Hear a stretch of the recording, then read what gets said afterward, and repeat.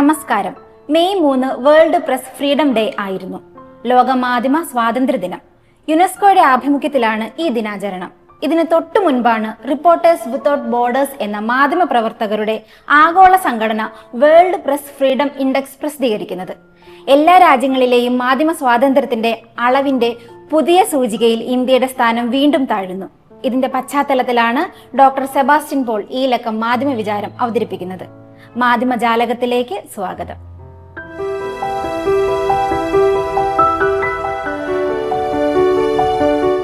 എല്ലാ വർഷവും മെയ് 3 യുനെസ്കോയുടെ ആഭിമുഖ്യത്തിൽ വേൾഡ് പ്രസ് ഫ്രീഡം ഡേ ആചരിക്കുന്നു, അല്ലെങ്കിൽ ആഘോഷിക്കുന്നു. അത് ആഘോഷിക്കേണ്ട ദിവസം തന്നെയാണ്. കാരണം പത്രസ്വാതന്ത്ര്യം ഇല്ലെങ്കിൽ, സ്വതന്ത്രമായ പത്രങ്ങളില്ലെങ്കിൽ നമ്മൾ പ്രഘോഷിക്കുന്ന ജനാധിപത്യം ഒന്നും നിലനിൽക്കില്ല. ജനാധിപത്യത്തിന് ആരോഗ്യവും ഉണ്ടാവില്ല. മെയ് 3 തൊട്ട് മുമ്പായി മറ്റൊരു കാര്യം കൂടി എല്ലാ വർഷവും നടക്കാറുണ്ട്. അത് വേൾഡ് പ്രസ് ഫ്രീഡം ഇൻഡെക്സ് എന്ന പേരിലുള്ള ഒരു ആഗോള സൂചിക പാരീസ് ആസ്ഥാനമായി പ്രവർത്തിക്കുന്ന റിപ്പോർട്ടേഴ്സ് വിതൗട്ട് ബോർഡേഴ്സ് എന്ന സംഘടന പുറത്തിറക്കുന്നു. സംഘടനയ്ക്ക് അവരുടേതായ മാനദണ്ഡങ്ങളും ഒക്കെ കാണുമായിരിക്കും. അവയെ അടിസ്ഥാനമാക്കിയായിരിക്കാം അവർ ആ മാർക്ക് അല്ലെങ്കിൽ സ്കോർ തരുന്നത്. നമ്മുടെ നാട്ടിലെ സാധാരണ തെരുവോരത്തെ പൊതുയോഗങ്ങളിൽ പോലും പത്രസ്വാതന്ത്ര്യത്തെക്കുറിച്ചുള്ള ചർച്ച വരുമ്പോൾ സാധാരണക്കാരായ പ്രഭാഷകർ പോലും ഈ വേൾഡ് പ്രസ് ഫ്രീഡം ഇൻഡെക്സ് പരാമർശിക്കാറുണ്ട്. അവിടെ ഇന്ത്യയുടെ സ്ഥാനം അത്ര നല്ലതല്ല. ആ ഒരു സ്വയം വിമർശനം എന്ന നിലയ്ക്കാണ് മാധ്യമ ചർച്ചകളിൽ വേൾഡ് പ്രസ് ഫ്രീഡം ഇൻഡെക്സ് പരാമർശിക്കപ്പെടുന്നത്. 180 രാജ്യങ്ങൾ ആണ് ഈ സൂചിക തയ്യാറാക്കുന്നതിന് വേണ്ടി സംഘടന പരിശോധിക്കുന്നത്.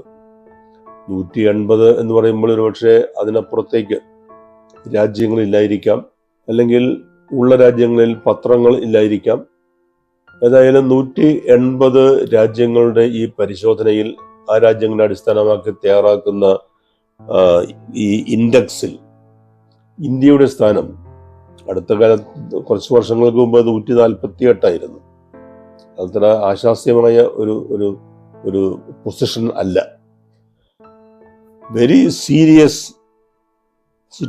സിറ്റുവേഷൻ, വളരെ ഗുരുതരമായ അവസ്ഥ പത്രലോകത്ത് നിലനിൽക്കുന്നു എന്നാണ് ഈ സൂചികയിൽ താഴേക്ക് നമ്മൾ എത്തിയാൽ നമ്മൾ മനസ്സിലാക്കേണ്ടത്. ഇന്ത്യയുടെ 148 എന്ന സ്ഥാനം അത് മുകളിലേക്ക് കയറുന്നതിന് പകരം താഴേക്കാണ് പിന്നെയും വന്നുകൊണ്ടിരിക്കുന്നത്. അടിയന്തരാവസ്ഥ കാലത്തെ ഇന്ദിരാഗാന്ധിയുടെ സെൻസർഷിപ്പും പത്രപ്രവർത്തകരെ, കുൽദീപ് നയ്യാർ ഉൾപ്പെടെയുള്ളവരെ ജയിലിൽ അടച്ചതും, അല്ലെങ്കിൽ പത്രങ്ങൾക്ക് മേലുള്ള മറ്റ് അനവധിയായ നിയന്ത്രണങ്ങളും ഒക്കെ ചേർത്ത് ഇന്ത്യയുടെ സ്ഥാനം ഈ സൂചികയിൽ വളരെ താഴേക്ക് കൊണ്ടുപോയിട്ടുണ്ട്. അവിടെ നിന്ന് നമ്മൾ പുരോഗതി പ്രാപിച്ചു എന്ന് പറയാൻ കഴിയാത്ത രീതിയിലായിരുന്നു കഴിഞ്ഞ വർഷം വരെ. ഈ സൂചിക പുറത്തു വന്നപ്പോൾ കഴിഞ്ഞ വർഷത്തെ അപേക്ഷിച്ച് നമ്മുടെ സ്ഥിതി വീണ്ടും മോശമായിരിക്കുകയാണ്. നമ്മൾ 6 പോയിന്റുകൾ താഴോട്ട് വന്ന് ഇപ്പോൾ എത്തി നിൽക്കുന്നത് 157 ആണ്. 180 രാജ്യങ്ങളിലെ പത്രസ്വാതന്ത്ര്യ പരിശോധനയിൽ ഇന്ത്യയുടെ സ്ഥാനം 157. ആരാണ് അതിന് ഉത്തരവാദി എന്ന് ചോദിച്ചാൽ പല ഘടകങ്ങളും പ്രവർത്തിക്കുന്നുണ്ടാവും. ഗവൺമെന്റിന്റെ നിയന്ത്രണം മാത്രമല്ല നമുക്ക് കാരണമായി ചൂണ്ടിക്കാണിക്കാനുള്ളത്. പല പ്രശ്നങ്ങളും ഉണ്ട്. ആധുനിക കാലത്താണെങ്കിൽ ക്യാപിറ്റൽ, ആഗോള മൂലധനത്തിന്റെ ഇടപെടൽ, ആഗോള മൂലധനത്തിന്റെ മാധ്യമ നിയന്ത്രണങ്ങൾ, അതുപോലെ നിയമ സംവിധാനത്തിലെ പ്രശ്നങ്ങളുമുണ്ട്. ഇപ്പൊ ഇന്ത്യയിലാണെങ്കിൽ നമ്മുടെ നിയമ സംവിധാനം മാധ്യമ സ്വാതന്ത്ര്യത്തെ പ്രഘോഷിക്കുന്ന ഒരു ഭരണഘടനയെ അധിഷ്ഠിതമാക്കിയാണ് പ്രവർത്തിക്കുന്നത് എന്ന് പറയുമ്പോഴും അവിടെയും നിയമം മാധ്യമ പ്രവർത്തനത്തിന്, അല്ലെങ്കിൽ സ്വതന്ത്രമായ അഭിപ്രായ പ്രകടനത്തിന് അത്ര അനുകൂലമല്ലാത്ത കർക്കശമായ നിലപാട് സ്വീകരിക്കുന്ന ഒന്നാണ്. ഉദാഹരണത്തിന്, ഏത് പത്രപ്രവർത്തകനും നേരിടേണ്ടി വരുന്ന ഒരു വിഷയമാണ് അപകീർത്തി, ഡിഫമേഷൻ എന്നുള്ളത്.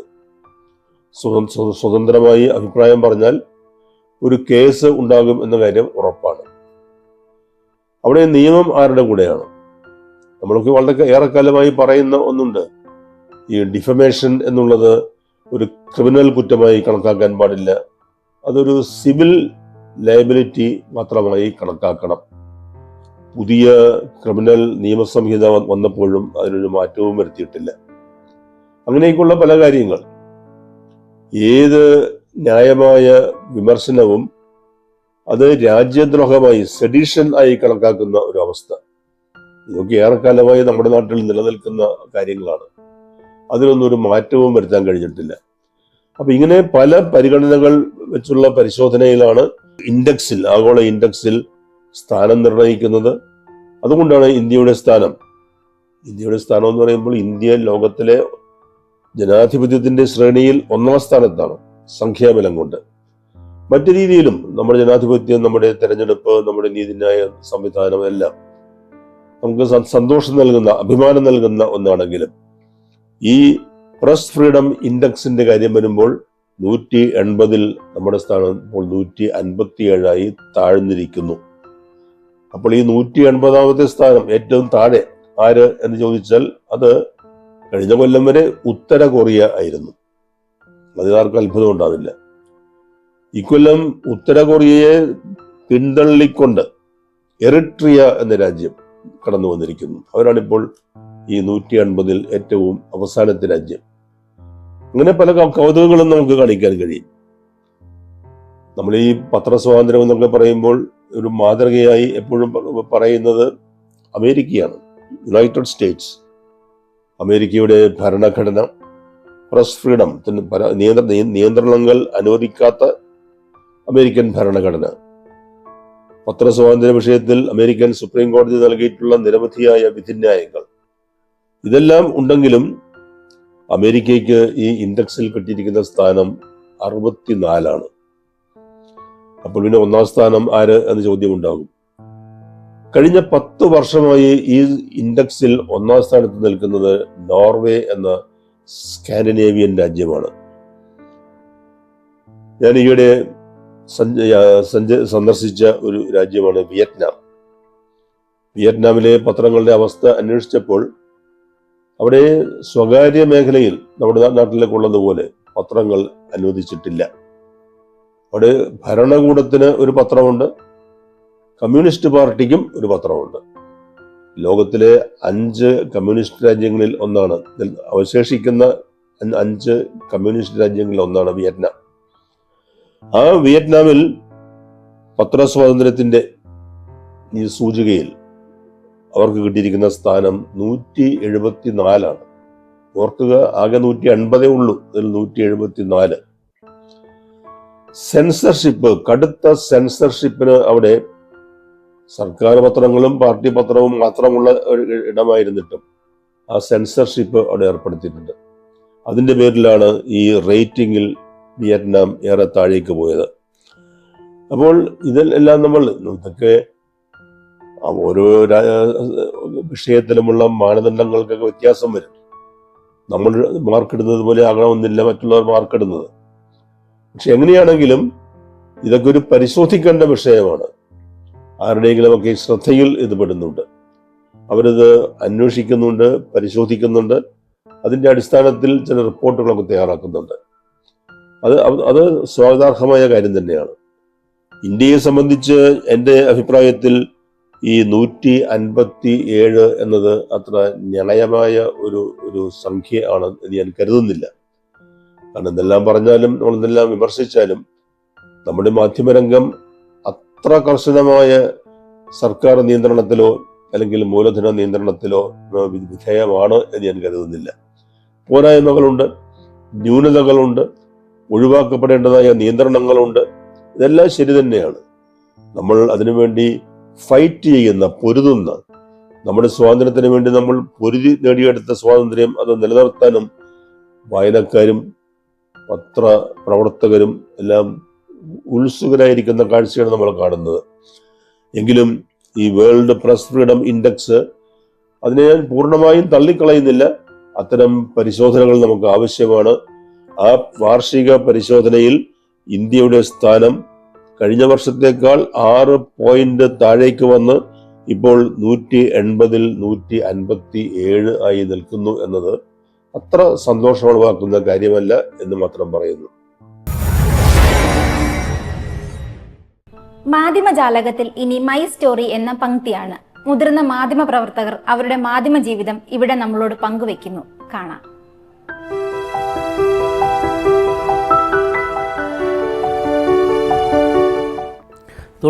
നവംബർ മാസമാണ് ഈ കിഡ്നാപ്പിംഗ് എന്ന് പറയുന്ന ഈ സംഭവം ഒരു പത്രപ്രവർത്തകൻ്റെ ജീവിതത്തിൽ നമുക്ക് കിട്ടാവുന്ന അനുഭവങ്ങളിൽ ഒരുപക്ഷെ ഒരു വലിയ അനുഭവമായിട്ട് കണക്കാക്കുന്ന ഈ തട്ടിക്കൊണ്ടുപോൽ നടക്കുന്നത്.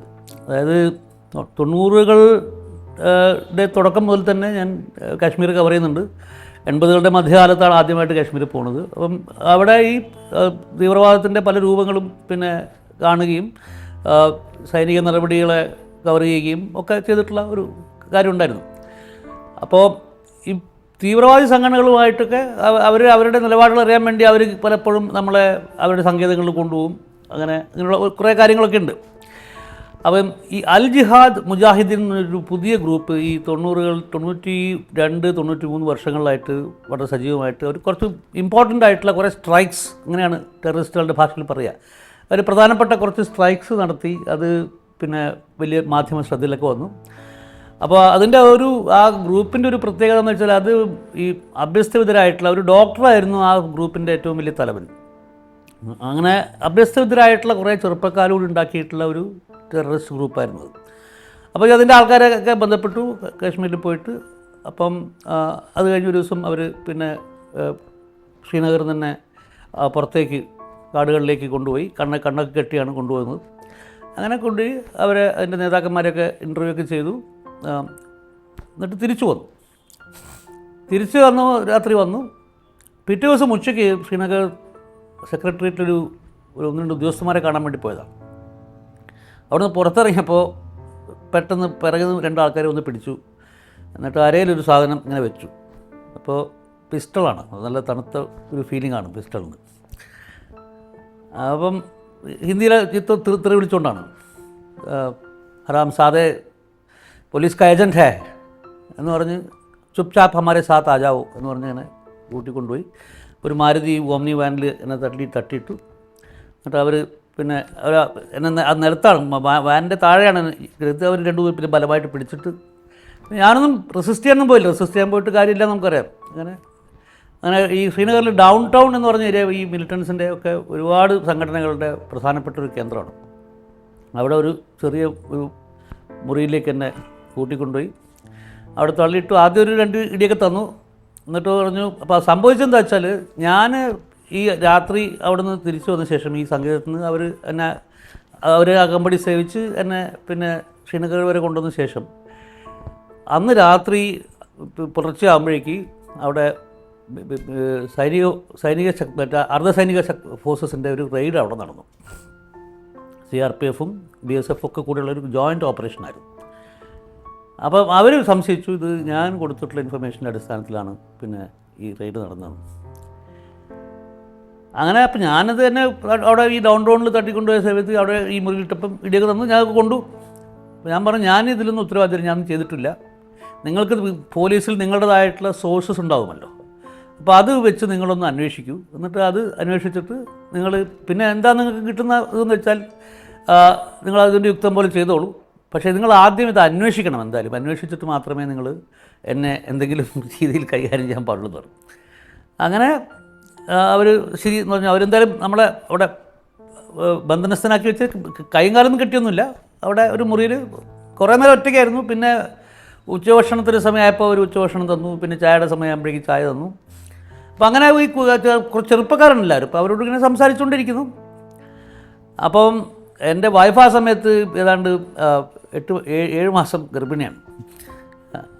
അപ്പോൾ ആ കാര്യമൊക്കെ ഞാൻ പറഞ്ഞു അവരോട്, പിന്നെ ഇങ്ങനെ നിങ്ങൾ ഈ വർഷമാണ് കല്യാണം കഴിച്ചത്, പെട്ടെന്ന് തന്നെ കുട്ടി ഉണ്ടാകുന്ന സ്ഥിതിവിശേഷമാണ്. മാർച്ചിൽ എൻ്റെ മോളാന്നറിയില്ല, മാർച്ചിലാണ് എക്സ്പെക്റ്റഡ് ആയിട്ടുള്ള ഡേറ്റ് എന്നൊക്കെ പറഞ്ഞിങ്ങനെ. അപ്പോൾ അവർ ചോദിച്ചപ്പോൾ ഇങ്ങനെയൊക്കെ ആയിരുന്ന ഒരു അവസ്ഥയിൽ ഒരു മനുഷ്യന് പേടിയില്ല. ഇപ്പം ഞാൻ പറഞ്ഞ് പേടിക്കാൻ ഞാനൊന്നും ചെയ്തിട്ട് വേണ്ടേ.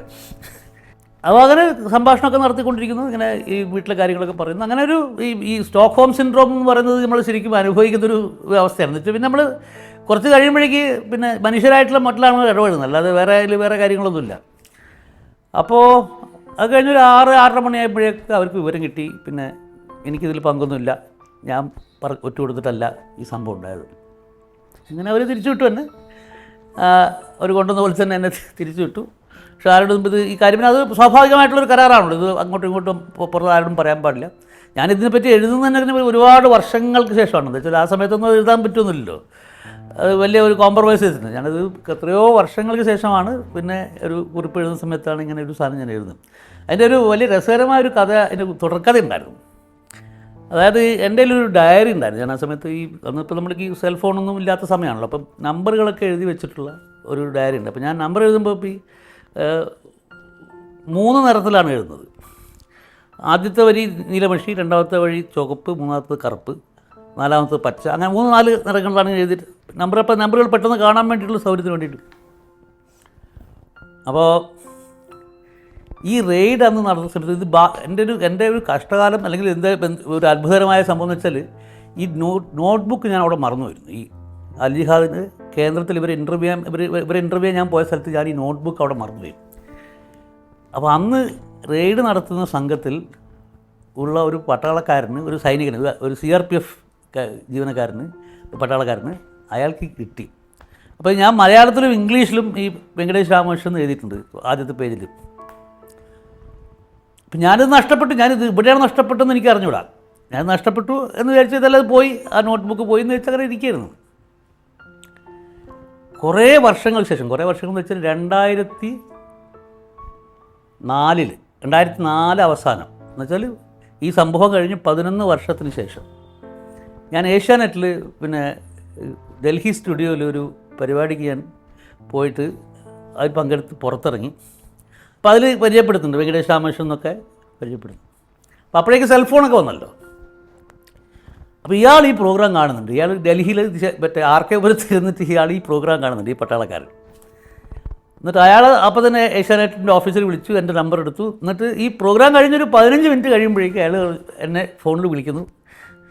നിങ്ങളുടെ ഒരു സാധനം എൻ്റെ 11 കൊല്ലമായിട്ടുണ്ട്, ഞാനത് എൻ്റെ മേലുദ്യോഗസ്ഥന്മാരെ കാണിച്ചില്ല, അല്ലെങ്കിൽ നിങ്ങൾ അകത്ത് പോയെന്ന്. ഇയാൾ 11 കൊല്ലമായിട്ട് ഈ നോട്ട്ബുക്ക് കയ്യിൽ വെച്ചുകൊണ്ടിരിക്കുക. അങ്ങനെ അപ്പോൾ അത് കളക്ട് ചെയ്യാൻ വേണ്ടി ഞങ്ങൾ പിന്നെ പിറ്റേ ദിവസം ഞാൻ വന്ന് കളക്ട് ചെയ്തോളാം എന്ന് ഞാൻ തീരുമാനിച്ചു. ഇങ്ങനെ കാണാം. അത് കഴിഞ്ഞിട്ട് ഈ പിറ്റേ ദിവസം നമ്മൾ കാണാമെന്ന് പറഞ്ഞ ശേഷം പിന്നെ പിറ്റേ ദിവസം ഇയാളെ വിളിച്ചിട്ട് കിട്ടുന്നില്ല ഫോണ്. ഞാനിത് ഇതിനെപ്പറ്റി ലേഖനം എഴുതിയ സമയത്ത് ഞാൻ പറഞ്ഞിരുന്നു, ഈ അജ്ഞാതനായ സുഹൃത്ത്, അയാളുടെ പേര് സുനിൽ നറ്റെന്ന് തോന്നുന്നു, അയാൾ എവിടെയെങ്കിലും ഉണ്ടെങ്കിൽ അയാൾ പിന്നെ ഈ ഞാനുമായിട്ട് ബന്ധപ്പെട്ട നമ്പർ ഇതാണെന്നൊക്കെ പറഞ്ഞ് ഞാൻ എഴുതുമ്പോൾ. പക്ഷെ ഇങ്ങനൊരു ഭയങ്കര എക്സ്പീരിയൻസ് ഉണ്ടായിരുന്നു. ഇത് ഈ അവിടെ റെയ്ഡ് നടക്കുന്നത് അത് ഒരു മലയാളിയായ ജവാന് കിട്ടുന്നു. എന്നിട്ട് അയാൾ ഇത് മലയാളം കണ്ടതുകൊണ്ട് അയാളത് പിന്നെ അയാളുടെ ഈ മേലുദ്യോഗസ്ഥന്മാർക്കൊക്കെ അയാൾ കൊടുക്കുന്നില്ല ഈ സാധനം. അങ്ങനെ അത് പക്ഷെ അതിപ്പോൾ എവിടെയാണ് ഉള്ളതെന്ന് അറിയില്ല. ഇപ്പോൾ അയാൾക്ക് എന്ത് പറ്റിയെന്ന് എനിക്കറിയില്ല. പിറ്റേ ദിവസം മുതൽ നമ്മൾ അടുത്ത ദിവസം അയാൾ ആർക്കേപുരത്തിലെ CRPF ക്യാമ്പിലുണ്ട് എന്ന് പറഞ്ഞിട്ട് അടുത്ത ദിവസം കണ്ടിട്ട് കറക്റ്റ് ചെയ്യാൻ വേണ്ടി നമ്മൾ തീരുമാനിച്ചാണ്. പക്ഷേ അതിന് ശേഷം അയാൾ കിട്ടിയിട്ടില്ല. അങ്ങനെ ഇതിപ്പം ഇതാരെങ്കിലും കാണുകയാണെങ്കിൽ ചിലപ്പോൾ അയാളുടെ അടുത്തേക്ക് എത്തുകയാണെങ്കിൽ വീണ്ടും അയാൾ ബന്ധപ്പെടുന്നു വിചാരിക്കാം. നിയമസഭാ തിരഞ്ഞെടുപ്പ് ഫലപ്രഖ്യാപനത്തിന് ശേഷമുള്ള രാഷ്ട്രീയ നിമിഷങ്ങളുടെ ചിത്രങ്ങളാണ് പോയ വാരം പത്രങ്ങളിൽ നിറഞ്ഞത്. അതിനെക്കുറിച്ച് ബി ചന്ദ്രകുമാർ സംസാരിക്കുന്നു. ചിത്രജാലകത്തിലേക്ക് സ്വാഗതം.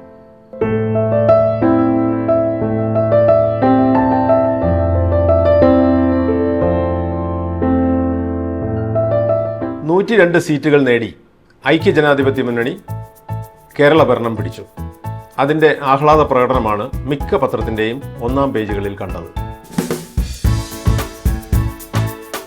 അതിൽ മെട്രോ വാർത്താ ദിനപത്രത്തിലെ KB ജയചന്ദ്രൻ പകർത്തിയ കോൺഗ്രസ് നേതാക്കളുടെ ആഹ്ലാദ പ്രകടനത്തിൻ്റെ ദൃശ്യങ്ങൾ വ്യത്യസ്തമായി തോന്നി. ആഹ്ലാദ പ്രകടനത്തിനിടെ തുറന്ന കാറിൽ നിന്ന് പ്രവർത്തകരെ അഭിവാദ്യം ചെയ്യുന്ന പ്രതിപക്ഷ നേതാവ് VD സതീശന്റെ ചിത്രവും വ്യത്യസ്തമായി. മലയാള മനോരമ ഫോട്ടോഗ്രാഫർ അരുൺ ശ്രീധറാണ് ആ ചിത്രം പകർത്തിയത്. പ്രമുഖ കോൺഗ്രസ് നേതാക്കളുടെ ഇടയിലേക്ക് ഒരു കസേര വലിച്ചുകൊണ്ടുവരുന്ന ഒരു ചിത്രം കേരള കൗമുദിയിൽ കണ്ടു. മുഖ്യമന്ത്രി കസേരയിൽ ആരാവും വരാൻ പോകുന്നത് എന്ന ചർച്ചകൾക്കിടെ ഇങ്ങനെ ഒരു ചിത്രം വേറിട്ട് നിൽക്കുന്നു.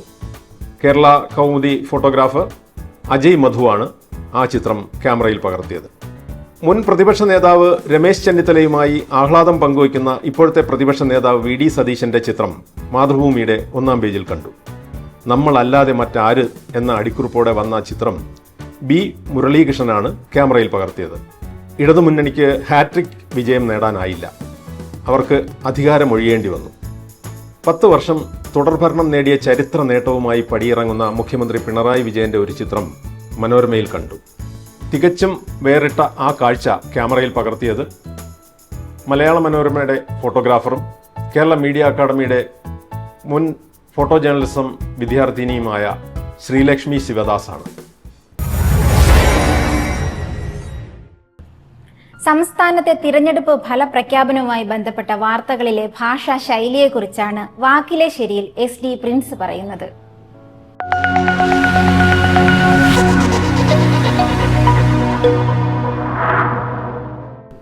മാധ്യമങ്ങൾക്ക് മാത്രമല്ല പൊതുസമൂഹത്തിനും തിരഞ്ഞെടുപ്പിനേക്കാൾ വലിയൊരു വാർത്താ സംഭവമില്ല. തിരഞ്ഞെടുപ്പിന്റെ ഫലപ്രഖ്യാപനം കൂടിയാകുമ്പോൾ ആവേശത്തിനും താല്പര്യത്തിനും അതിലുണ്ടാവാത്തതും സ്വാഭാവികം മാത്രം. കേരളത്തിലെ നിയമസഭാ തിരഞ്ഞെടുപ്പിന്റെ ഫലപ്രഖ്യാപനത്തിന്റെ ആവേശം റേഡിയോയിലൂടെയും ടെലിവിഷനിലൂടെയും ഓൺലൈൻ മാധ്യമങ്ങളിലൂടെയും എന്തിന് സാമൂഹ്യ മാധ്യമങ്ങളിലുൾപ്പെടെ നാം എല്ലാവരും അറിഞ്ഞതാണ്. എങ്കിലും ഇതിന്റെ പത്രഭാഷ്യം എങ്ങനെയിരിക്കുമെന്നറിയാൻ ഏവർക്കും കൗതുകമുണ്ട്. അതുകൊണ്ട് അടുത്ത ദിവസം രാവിലെ വന്ന പത്രങ്ങൾ എല്ലാവരും ഓടിച്ചു നോക്കിയെന്നതിൽ ഒരു സംശയവുമില്ല. UDF-ന് തിരഞ്ഞെടുപ്പിൽ 102 സീറ്റ് കിട്ടിയതിനെ വിസ്മയം എന്ന് 1 അല്ല 3 പത്രങ്ങൾ വിശേഷിപ്പിച്ചു കണ്ടു. കേരള കൗമുദി പറഞ്ഞത് വിസ്മയ തരംഗം എന്നാണ്. വിസ്മയ തിര എന്നായിരുന്നു മനോരമയുടെ ശീർഷകം. മാതൃഭൂമിയാകട്ടെ ഇതാ വിസ്മയം എന്ന് പറഞ്ഞു. ന്യൂ ഇന്ത്യൻ എക്സ്പ്രസിൽ വിജയ് യാത്ര എന്നതായിരുന്നു ശീർഷകം. ഈ വിജയയാത്ര ആരുടേതാണ്? 3 സംസ്ഥാനങ്ങളിൽ 3 പേരുടെ വിജയയാത്രയെക്കുറിച്ചാണ് അവിടെ പറയുന്നത്. തമിഴ്നാട്ടിൽ നടൻ വിജയ്, കേരളത്തിൽ കോൺഗ്രസ്, പശ്ചിമ ബംഗാളിൽ BJP. മുൻകാലങ്ങളിൽ വന്ന ശീർഷകങ്ങളുമായി ബന്ധപ്പെടുത്തി പോലും ഇത്തവണ ശീർഷകങ്ങൾ ഉണ്ടായിരുന്നു. 5 വർഷം മുമ്പ് നിയമസഭാ തിരഞ്ഞെടുപ്പ് നടന്നുമ്പോൾ അന്നത്തെ വാർത്തകളിലൊക്കെ കപ്പിത്താനെന്നും ക്യാപ്റ്റനെന്നും ഒക്കെ കണ്ടിരുന്നു. അതുകൊണ്ടാണെന്ന് തോന്നുന്നു ഇത്തവണ ഒരു പത്രം എഴുതിയത് കപ്പൽ മുങ്ങി കേട്ടോ എന്നാണ്. ജനം വിധിച്ചു കടക്ക് പുറത്ത് എന്നായിരുന്നു കേരള കൗമുദിയുടെ എഴുത്ത്. 100-ലേറെ സീറ്റ് കിട്ടിയപ്പോൾ 100 എന്നൊരു ശീർഷകവുമായിട്ടാണ് മലയാള മനോരമ വന്നത്. 6 ഗോളടിക്കുമ്പോൾ 6 എന്നൊരു ശീലമുണ്ടല്ലോ, അതുപോലെ 100-ലേറെ കിട്ടിയപ്പോൾ 100. പത്രങ്ങളിൽ ലീഡ് ശ്രദ്ധിക്കുന്നതും രസകരമായ ഒരു കാര്യമായിരുന്നു. LDF അല്ലാതെ മറ്റാരുണ്ട് എന്ന ചോദ്യത്തിന് ജനം മറുപടി നൽകി UDF. ഇതായിരുന്നു മലയാള മനോരമയുടെ ലീഡ്. മുഖപ്രസംഗത്തിന്റെ ശീർഷകവും ഇതുപോലെയൊക്കെ തന്നെയായിരുന്നു. LDF-ന്റെ കപ്പൽ ഛേദം എന്നായിരുന്നു കേരള കൗമുദി എഴുതിയത്. ജനം നടപ്പാക്കിയ കാവ്യനീതി എന്ന് മനോരമയിൽ കണ്ടു. അവിടെ ആ എഡിറ്റോറിയൽ തുടങ്ങുന്നത് തന്നെ ഇങ്ങനെയാണ്, എന്തൊരു മറുപടി എന്നാണ്. തിരഞ്ഞെടുപ്പിൽ നിന്നല്ല, ആര് എവിടെ പരാജയം നേരിട്ടാലും അവരെ നിർദ്ദയം കുത്തുന്ന രീതി പത്രങ്ങൾക്കുണ്ടെന്ന് പലരും പരാതി പറയാറുണ്ട്. മുൻപൊരിക്കൽ ശ്രീ പിണറായി വിജയൻ അദ്ദേഹത്തിന്റെ പാർട്ടിയുടെ നേതൃത്വത്തിലേക്ക് വന്നപ്പോൾ ഒരു പത്രം എഴുതിയത് മിന്നൽ പിണറായി എന്നാണ്. ഇത്തവണ പരാജയത്തിന്റെ പഴിയെല്ലാം അദ്ദേഹത്തിന്റെ മേൽ ചാരുന്ന രീതിയിൽ ഒരു പത്രം എഴുതിയിരിക്കുന്നു പിന്നിൽ പിണറായി എന്ന്. തിരഞ്ഞെടുപ്പ് ഫലം കാത്തിരിക്കുമ്പോൾ അല്ലെങ്കിൽ അത് വരുമ്പോൾ മുന്നിലാര് എന്ന ചോദ്യമാണ് പത്രങ്ങളിൽ കാണുക. എന്നാൽ ഭരണ നേതൃത്വം ആർക്കായിരിക്കും എന്ന കാര്യത്തിൽ തീരുമാനമെടുക്കാതെ വന്നപ്പോൾ ഒരു പത്രം എഴുതി 3-ൽ-ആര്, അതായത് 3 സീനിയർ നേതാക്കളിൽ ആരായിരിക്കും നയിക്കുക എന്ന ചോദ്യം. ഇതേ കാര്യം മറ്റൊരു പത്രത്തിൽ വന്നത് ഹൈക്കമാൻഡ് വിയർക്കും എന്നാണ്. കാരണം ഒരു തീരുമാനം എടുക്കുന്ന കാര്യത്തിൽ ഹൈക്കമാൻഡ് വിയർക്കുമെന്ന് ആദ്യമേ പത്രം പ്രവചിക്കുകയാണ്. ജനാധിപത്യത്തിന്റെ ഉത്സവമാണ് തിരഞ്ഞെടുപ്പ് എന്ന കാര്യത്തിൽ നിന്നും ഒരു സംശയമില്ല. ജനങ്ങളുടെ ഒരു സർക്കാർ വരുമ്പോൾ അതിനെ രാജഭരണവുമായി ബന്ധപ്പെടുത്തിയുള്ള അല്ലെങ്കിൽ ഫ്യൂഡൽ രീതിയിലുള്ള ശീർഷകങ്ങൾ നൽകി ഒക്കെ പൊലിപ്പിക്കുന്നത് ഇക്കാലത്ത് അത്ര നല്ല കാര്യമൊന്നുമല്ല. എന്നാൽ VD സതീശൻ എന്ന നേതാവ് 6ാം തവണ പറവൂരിൽ നിന്ന് ജയിച്ചപ്പോൾ ഒരു പത്രം എഴുതിയിരിക്കുന്നത് പറവൂരിന്റെ 6ാം തമ്പുരാൻ എന്നാണ്. കാലം മാറിയ കാര്യം ഇവരറിയുന്നില്ല. മധ്യപ്രദേശ് മുതൽ ഒഡീഷ വരെ ഒരു കടുവ ഏതാണ്ട് 800 കിലോമീറ്റർ നടന്നു എന്നൊരു വാർത്ത പത്രത്തിലുണ്ടായിരുന്നു. റോയൽ ബംഗാൾ ഇനത്തിൽപ്പെടുന്ന കടുവയാണ്. ആ വാർത്ത തുടങ്ങുന്നത് തന്നെ വളരെ രസകരമായിട്ടാണ്. ഏകാന്തതയുടെ 800 കിലോമീറ്റർ താണ്ടി ഒരു യാത്ര. നടന്ന സംഭവം എന്നാണ് അവിടെ എഴുതിയിരിക്കുന്നത്. ഒരു സിനിമയുടെ പേരിനെ ഓർമ്മിപ്പിക്കുന്ന ശീർഷകം. എന്നാൽ ഇവിടെ നടന്ന എന്ന വാക്കിന് നൽകിയിരിക്കുന്ന നിറം കടുവയുടേതാണ്. കാര്യമൊക്കെ ശരി തന്നെ, പക്ഷെ അവിടെ എഴുതിയിരിക്കുന്നത് 800 കിലോമീറ്റർ കടുവായാത്ര എന്നാണ്. ഒരു കടുവ യാത്ര ചെയ്താൽ കടുവയുടെ യാത്ര എന്ന് പറയാം, അതല്ല കടുവയാത്ര എന്നും പറയാം. ഇത്ര വാ തുറന്ന രീതിയിൽ കടുവായാത്ര എന്ന് പറയുന്നത് മലയാളത്തിൻ്റെ രീതിയല്ല. ലോക്സഭ എന്ന 2 വാക്ക് ചേർന്ന, അതായത് 4 അക്ഷരമുള്ള ആ ഒരു പ്രയോഗത്തെ 3 അക്ഷരമുള്ളൊരു വാക്കായിട്ട് ചുരുക്കുന്ന ഒരു രീതിയെപ്പറ്റി കഴിഞ്ഞ ദിവസം പറഞ്ഞിരുന്നു. ഏതാണ്ട് സോക്സ് എന്നൊക്കെ എഴുതുന്ന രീതിയിൽ കായും സായും കൂടെ ചേർത്ത് എഴുതുന്ന കാര്യം. ഇത് അക്ഷരങ്ങളുടെ വിന്യാസത്തിനിടയിൽ പറ്റിപ്പോകുന്ന ഒരു അബദ്ധമായിരിക്കാം. അബദ്ധങ്ങൾ ഇങ്ങനെ പറ്റുമ്പോൾ അത് തിരുത്തേണ്ടതാണല്ലോ ഒരു രീതി. പക്ഷെ അങ്ങനെ തിരുത്തുന്ന പതിവ് പല പത്രങ്ങളിലും ഇല്ല എന്ന് തോന്നുന്നു. ഇതാണ് സൗകര്യം എന്ന് വെച്ച് ആ രീതിയിൽ എഴുതി പോകുന്നതാണ്. കഴിഞ്ഞ ദിവസം ഒരു പത്രത്തിലെ ഒരു ചരമക്കോളത്തിൽ കണ്ട ഒരു പ്രയോഗം അത്ഭുതപ്പെടുത്തി. അവിടെ സ്പരേതൻ എന്നാണ് എഴുതിയിരിക്കുന്നത്. പരേതൻ എന്ന വാക്കിന് തൊട്ടു മുമ്പ് ട്രാവൽസ് എന്ന വാക്ക് അവസാനിക്കുന്നുണ്ട്. ട്രാവൽസിന്റെ സായും പരേതന്റെ പായും കൂടെ ചേർന്നപ്പോൾ സ്പരേതനായ എന്ന് എഴുതിയിട്ടുണ്ട്. ഇക്കാര്യം കണ്ട് അത്ഭുതപ്പെട്ട് ആ പത്രത്തിലെ ഒരാളോട് ചോദിച്ചപ്പോൾ അദ്ദേഹം തിരിച്ചു ചോദിച്ചത് ഇങ്ങനെയാണ്: ആരോട് പറയാൻ? മാധ്യമജാലകത്തിന്റെ ഈ ലക്കം അവസാനിക്കുന്നു. നന്ദി, നമസ്കാരം.